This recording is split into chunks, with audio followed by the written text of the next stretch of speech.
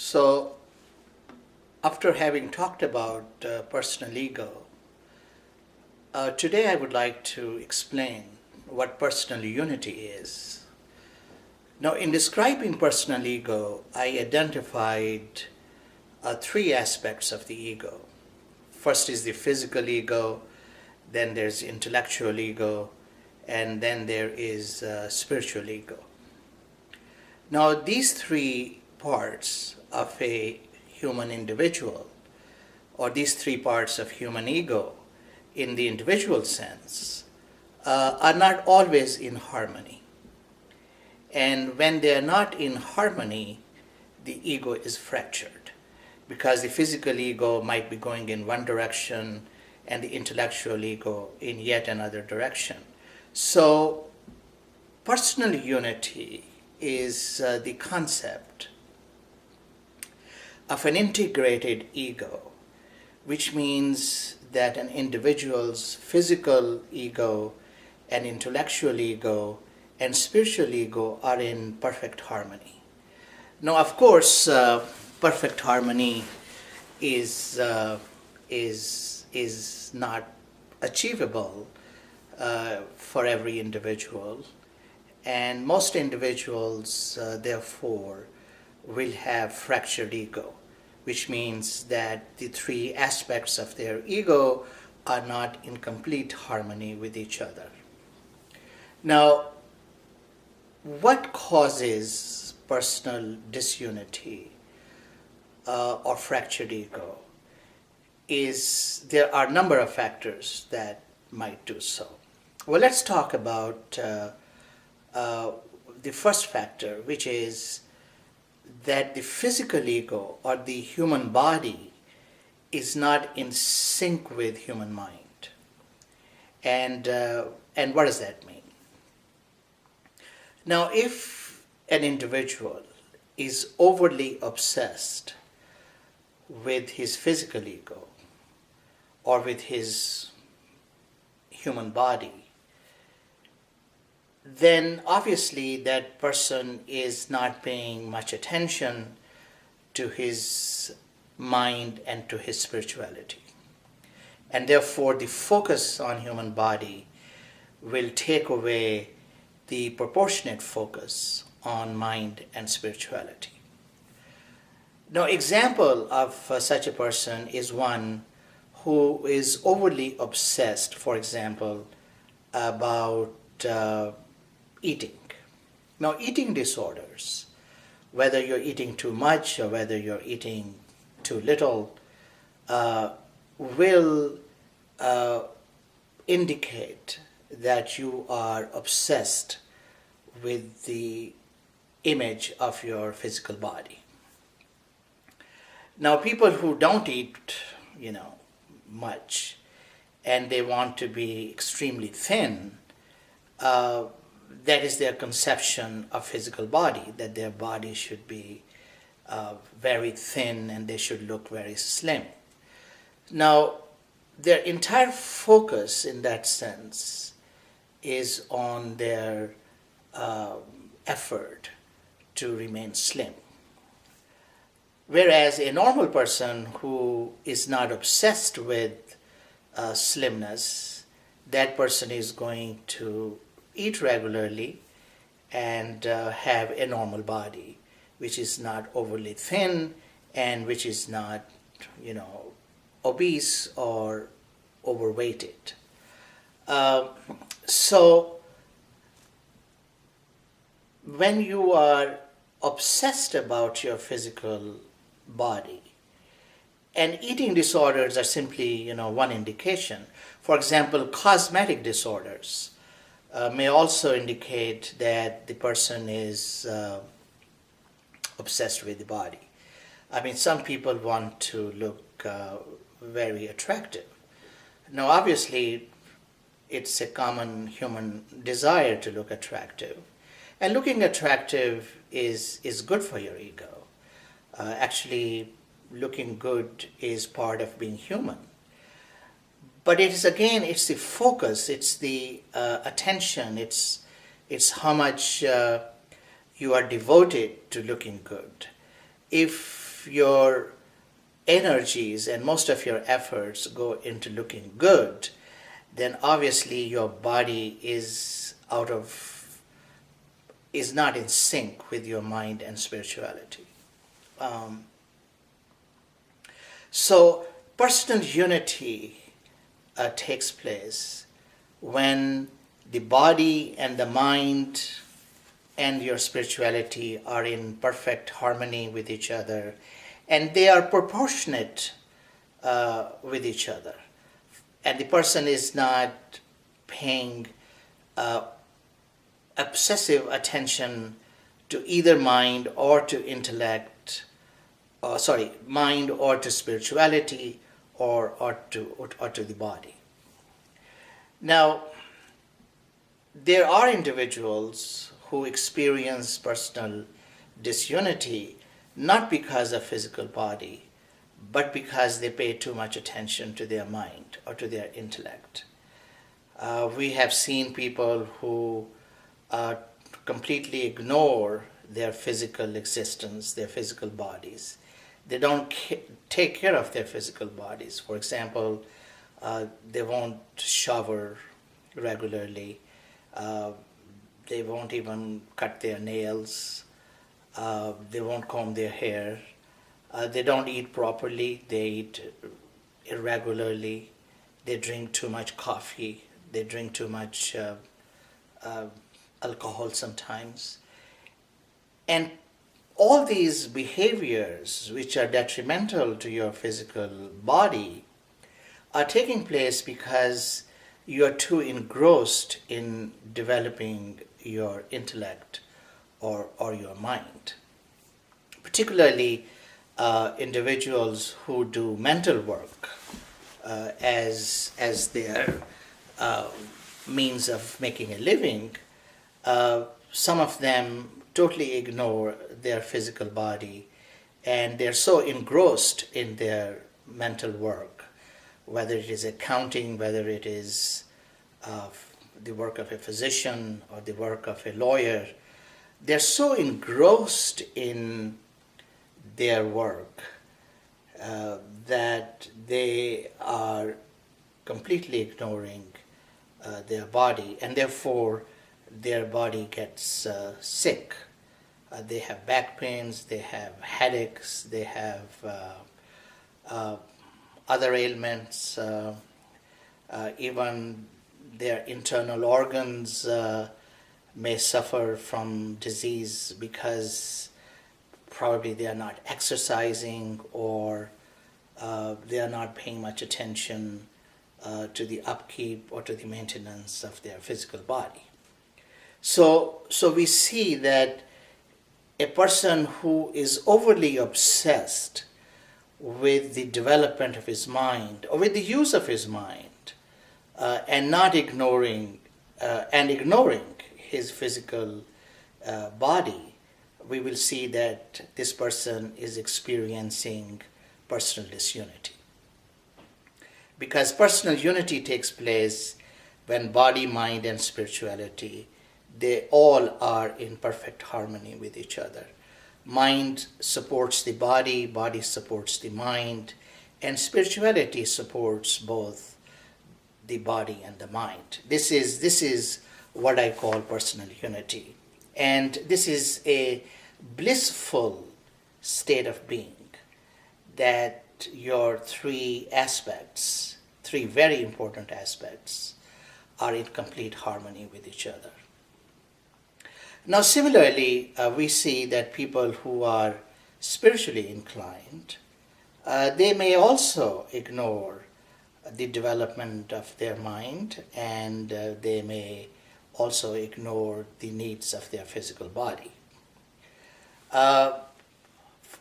It is, in some spiritual circles, it is somewhat fashionable to say that if you focus on spirituality, then you don't need to, take care of your body, and your mind will automatically develop if you focus on spirituality, because all knowledge is out there, and once you develop your spiritual um, sense, then that knowledge is given to you without any effort.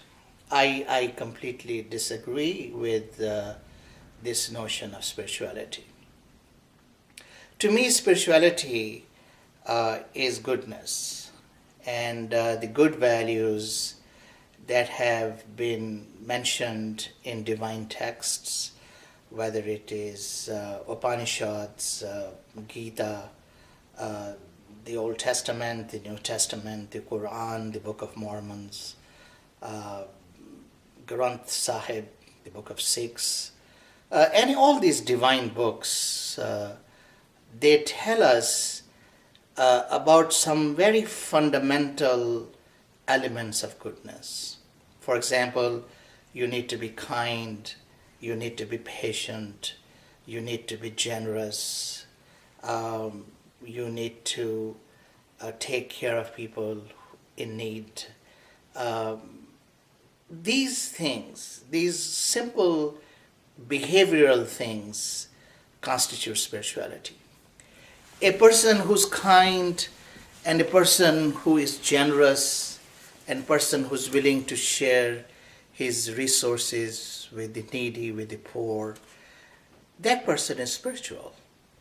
And spirituality is not some state of mind where you completely dissociate yourself from the rest of the world, or you become nasty in your behavior. I do not subscribe that a person who is nasty to the people around him is in a state of spirituality. I think he is in some state of consciousness, but that state of consciousness, to me, does not constitute spirituality.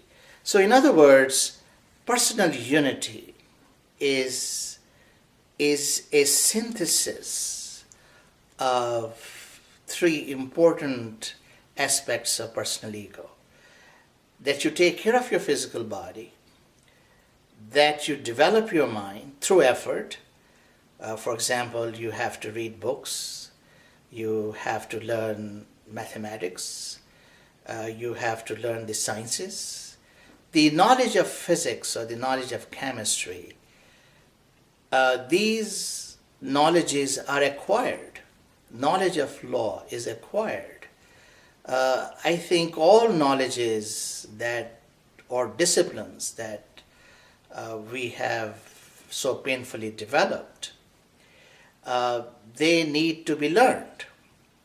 Even the divine books, for example, the Quran, you just can't read it once and get it. You have to spend a lifetime in order to understand the meaning of the Quran. Even the Prophet Muhammad, who received the Quran, was not given this book in one evening. The book was gradually given to him over a period of 22 to 23 years. And in fact, people were asking the Prophet, why is it that this book, which is coming from God, doesn't come all at once? And the Quran itself responds to that by saying that we give you pieces of the Quran in order to strengthen your heart and in order to make sure that you understand what is being given to you.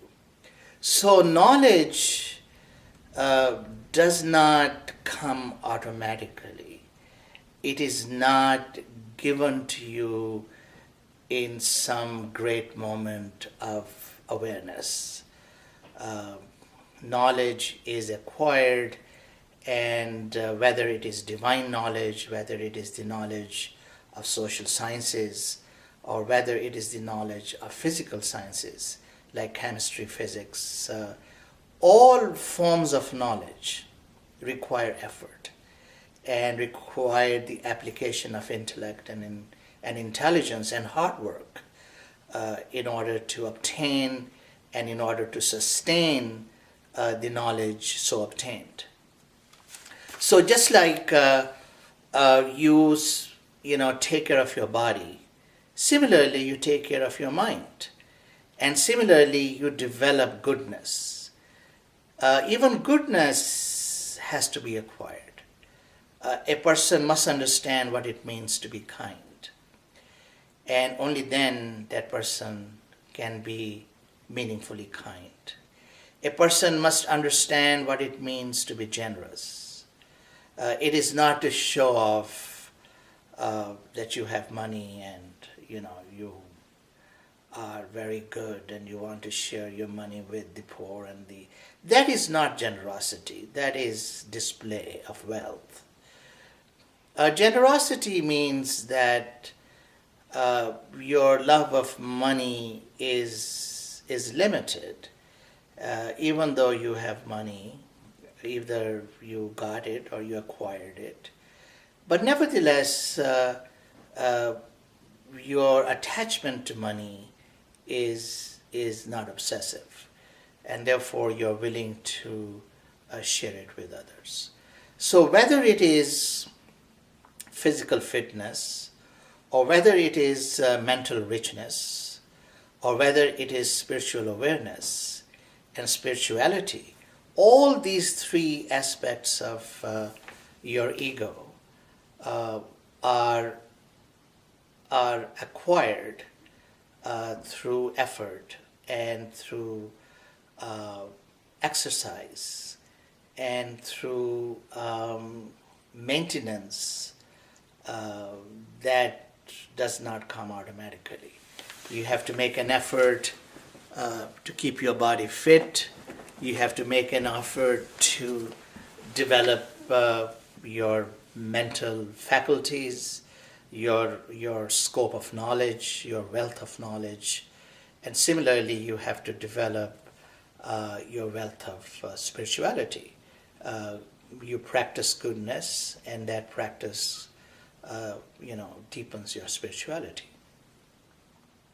So now the question is, what is personal disunity, or what is personal unity? Now, personal disunity means that your mind and your body and your spirituality, they are not on the same page, so to speak, or they are not working with each other, or there are dysfunctionalities between these three aspects of your being. And personal unity, by contrast, means that all three aspects of your being are supporting each other. So a normal person will take care of all three aspects. Now, if you are a cynic, for example, and you believe that goodness is simply a sort of morality given to constrain the rich and the powerful, then your spirituality has become somewhat defective, because you don't believe in goodness. You don't believe in being kind. You don't believe in being generous. You are selfish. You are interested in accumulation. You don't want to share. You are overly preoccupied with justice, and therefore you don't have any space for mercy in your analysis or in your responses to human behavior. So a defective spirituality takes place when your sense of goodness is infirm, or when your commitment to goodness is fractured, or you don't sincerely believe that being good is good. And when you feel that way, you are suffering from personal disunity, because you are taking out spirituality from the realm of your personal ego, and you are left simply with with your body and with your mind. Um, and I think when you exclude spirituality, goodness, from your personal being, then definitely you're suffering from personal disunity.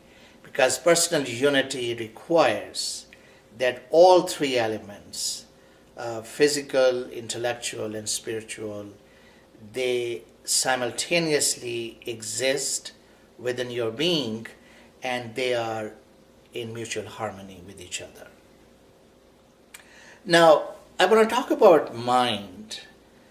People talk about mental unity or mental uh, oneness. I think even that is a mistaken notion of the mind. Now, consider the tension between body and mind. For example, if you put your finger in fire, it is going to burn. And that is the response of the physical body. That physical body shall burn in fire. If you put your finger in cold water, unless your nerves are damaged, you will feel the coldness of the water or coldness of the ice. So the physical body is subject to certain laws, and because it is matter, physical body is matter, therefore, and belongs to the material world, therefore it obeys the laws of the material world. And I think it's that simple. Just like a stone obeys the laws of the material world. Similarly, the human body, no matter how strong it is subject to the laws of nature, and it subjects itself to the material world. Excuse me. I think I always cough in explaining these things. Now, mind does not obey the laws of the material world, and that is a very important distinction. For example, your mind can think of putting the finger in the fire and nothing happening to the fire, or nothing happening to the finger. In other words, the laws of the fire do not apply to your finger in the mind. So please contrast that when you put your actual finger in fire, your finger is going to burn. But your mind can conceive of a scenario, and particularly in dreams. I think dreams tell us a lot about our minds, that our minds do not obey the laws of the material world. And therefore the dreams are constantly sometimes obeying the laws of the material world, and sometimes they are defying the laws of the material world. And that's why dreams are so complex in their constitution, because they are not subject completely to the laws of nature. So when you say mental unity, I don't know what it means, because mind is capable of and is very good at creating and believing in all sorts of things that are fantastic or that do not obey the laws of nature. So this is a fundamental distinction between body and mind, that body obeys the laws of nature and mind does not.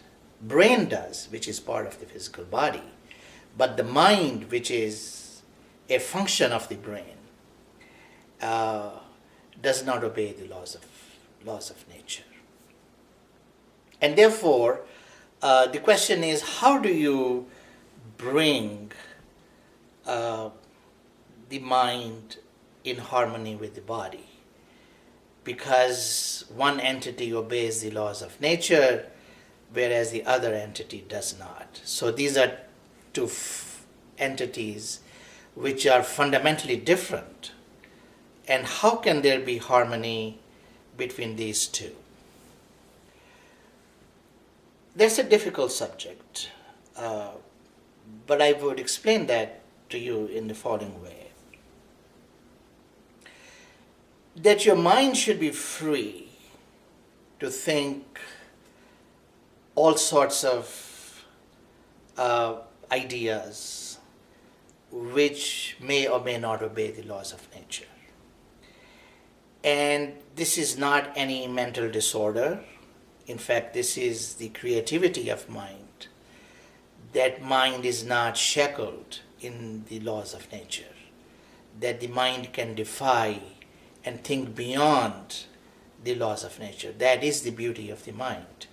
And therefore, this freedom of mind from the laws of the material world is something to be celebrated.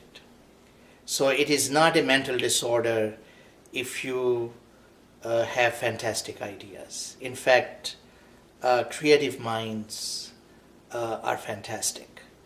They think of fantasies.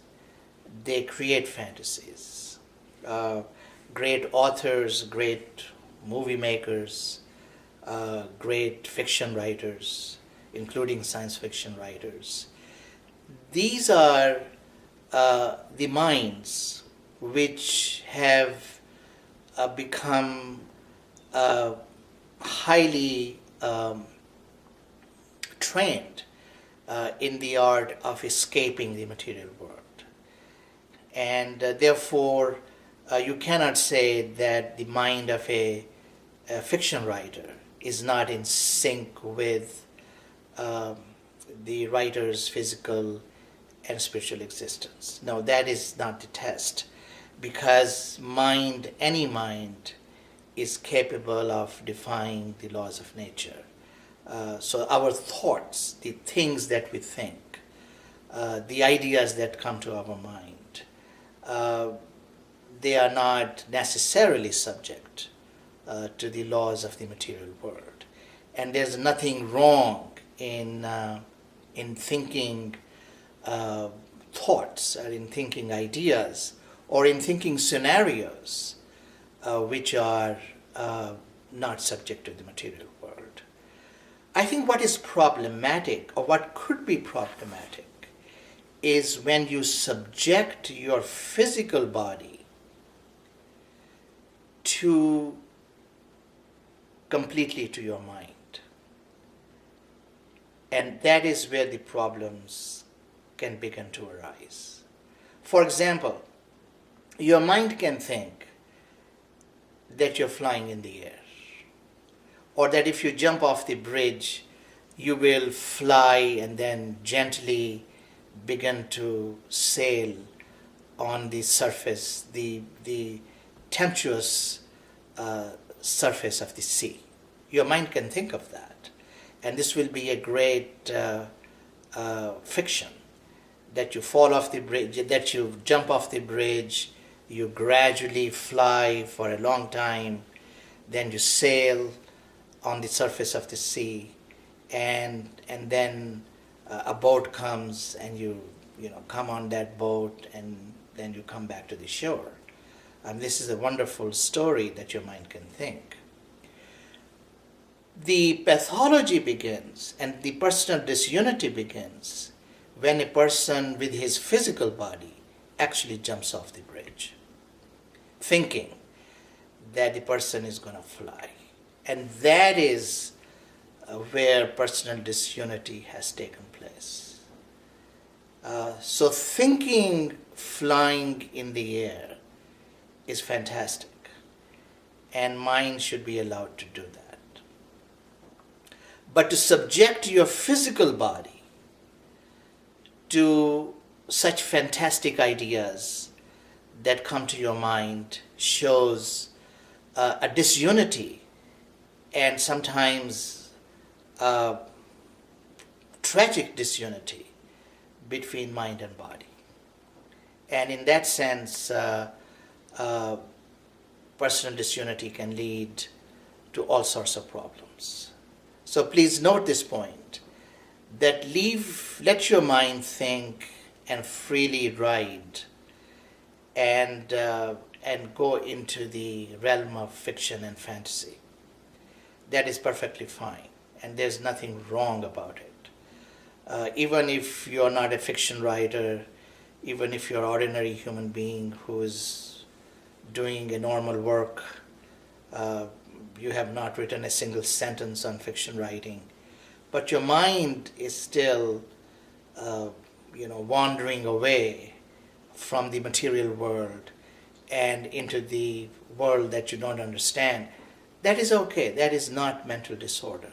Acting upon those fantastic ideas is a disorder of the personal unity, and that is the indication of a fractured ego, that now there is no connection between your body and mind.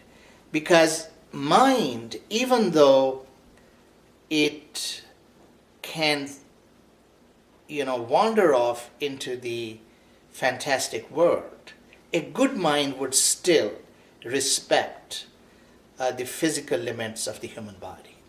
And I think that is the critical point. That if you are, if your ego is intact, and if your ego is not fractured, then your mind shall respect the physical limits of your body, and it would not allow your body to jump off the bridge in the idea that it's going to fly in the air without any problems and then gently land on the surface of the sea. Now, mind can also, a fantastic mind can also think of ideas which are anti-spiritual. For example, a mind can genuinely think that kindness is bad, or being generous is foolish. You're just giving away your resources that you accumulated with great hard work and effort. And your mind is going to say, why are you giving away your wealth or your stuff to others? Your mind is going to say, why are you being nice to this person who is not nice to you? Your mind could say, what is the use of believing in God? Because there is no life hereafter, there is no second life, this is it. And you might as well, enjoy this life and don't care, what happens to others. Just focus on yourself and focus on your well-being. So just like the ideas can defy the laws of the material world, similarly the mind can reject and completely repudiate the laws of the spiritual world. It may simply,